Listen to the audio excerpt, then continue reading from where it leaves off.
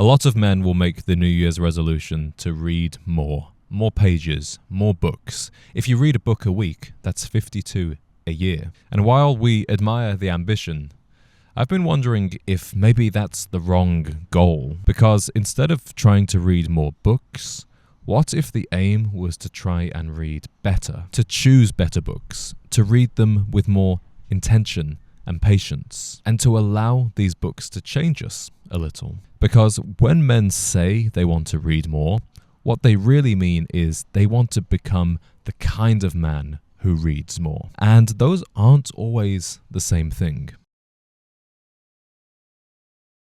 We live in a strange time for reading. On the surface, it's everywhere. Reading lists, book challenges, audiobooks playing at 1.5 speed all the time. But underneath all of that, reading has actually become kind of stressful for a lot of men. It's become another chore and another thing that you feel guilty about not doing enough of. I'm sure you recognize that feeling of guilt, just as I do. So you rush through books, you skim pages, you have audiobooks running in the background, even when you're not paying full attention, just to get through the books. But a month later, you barely even remember what you read, let alone how it affected you. And that's not because you're lazy or distracted. It's because books were never meant to be consumed like social media content or a podcast. They are meant to be lived with. Now, here's a question that matters a lot more than page counts. Why do you want to read? Is it so you can say that you read a book a week?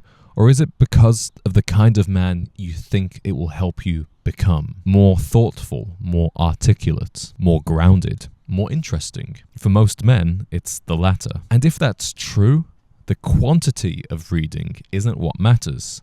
The quality is, the depth is. One book read slowly and properly can stay with you for years. The best books don't just teach you things, they enter your character. They become a part of your identity. You notice how you speak differently after reading them, how you think about problems differently, how you move through the world differently.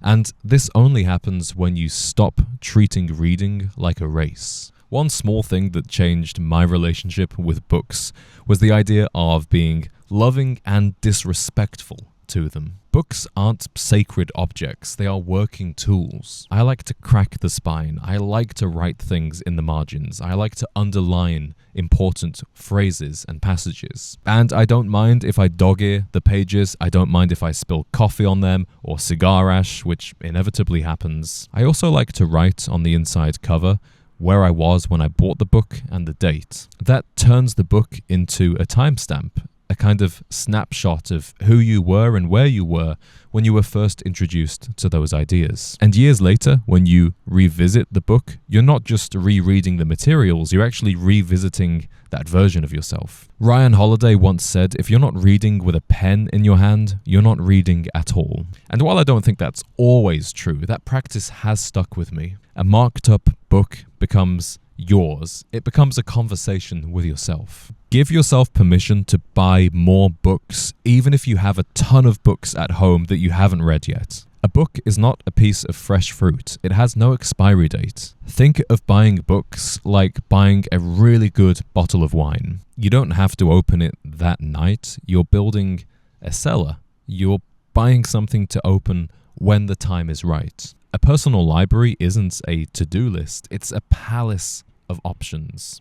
And maybe some books wait on the shelf for years before they are ready to meet you. And reading lists, treat them as suggestions, not an itinerary. Most of the time, it's better to be guided by your own instincts. Read bestsellers, old paperbacks, essays, magazines, new and old. Keep going deeper on a subject you genuinely love. And reread your favorites. Some books are worth reading time and time again. One of the reasons I started writing The Gentleman's Digest is because I wanted a place to share things like this. Books I'm enjoying, film, music that's meaningful to me, and each week there's a reflection or insight that I share just with our readers. So if that sounds like your kind of thing, there is a link down below to sign up. Certain books follow you through life. You don't just finish them, you return to them. I've reread How to Win Friends and Influence People probably 4 or 5 times, and that's because I like the person that I become when I read that book. It actually makes me a better person. There are lessons in those writings that have become a part of my character, but I need top-ups, I need reminders. If a book consistently makes you calmer, more disciplined, more thoughtful, that's a sign that you should return to it time and time again. There are no prizes for not rereading books. Being hyper familiar with something important is just as valuable as variety. Reading is not a competition, so instead of setting page goals, try this. Try reading with a timer. 10 minutes, 20 minutes, 30. This gives you permission to read slowly, to stop and reflect, to reread passages that speak to you. Also, read aloud occasionally, especially with older books, things that are harder to digest. You may hear things that you'd otherwise miss with your eyes. Even if you only read 5 pages, but you really connected with what you read, you really felt those words, that was a really, really good session. And this is how reading becomes restorative and restful instead of taxing. And now, at the same time, reading doesn't just happen. It's something that you have to make space for, in the same way that you make space for eating well, going to the gym, meditating. So turn it into a ritual. Take your book out with you to your favorite coffee shop, to the beach, to the park. Ignore this strange modern idea that sitting alone with a book looks awkward or performative. And combine reading with things you already enjoy. A coffee, a drink, a cigar, a particular place, maybe some light background jazz, or lighting a candle, or taking a bath. Anchor books to these pleasurable moments, not to a sense of obligation. Always carry a book with you, because here's another myth that people believe. It's only worth reading if you're going to get through a whole chapter or 10 pages. 1 page is enough. Half a page is enough. Because these moments add up, and there's no right or perfect way to read. It's about truly enjoying that moment with your book whenever you can have it. If you want one simple habit that instantly improves your relationship with sleep, mindfulness, and reading, it's to end every day with some fiction. Just a few pages before bed.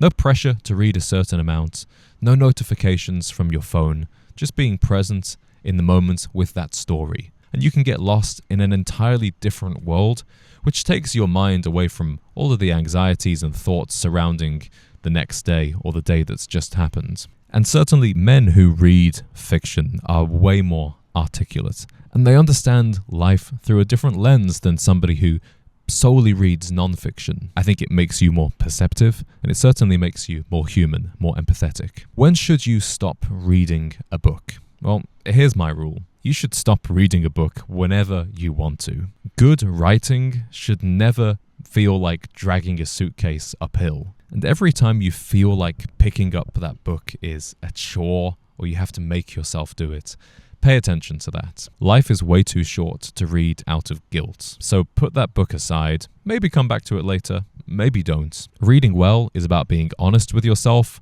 not battling it out like some kind of endurance sport. Physical bookshops are one of the last places where shopping with your intuition still makes sense. Shop at big bookstores like Barnes & Noble, where that smell of fresh paper is clear and strong. Shop at second-hand markets where they sell $5 paperbacks with unknown histories, many readers and owners before you. And don't be too snobbish to go to the library. Books are one of my favorite things to shop for, probably more than clothes, because you can let your curiosity choose, and sometimes you'll pick up things at a physical bookstore that you would never have clicked add to cart on Amazon. Reading well isn't about discipline, it's about your relationship with reading and understanding what kind of reader you are. It's time to slow down and read less, but experience more. And let the books work on you, not just over the first few weeks when you read it, but over the following years. This is how a modern gentleman reads. And if this kind of thinking resonates with you, we run a private members club for like-minded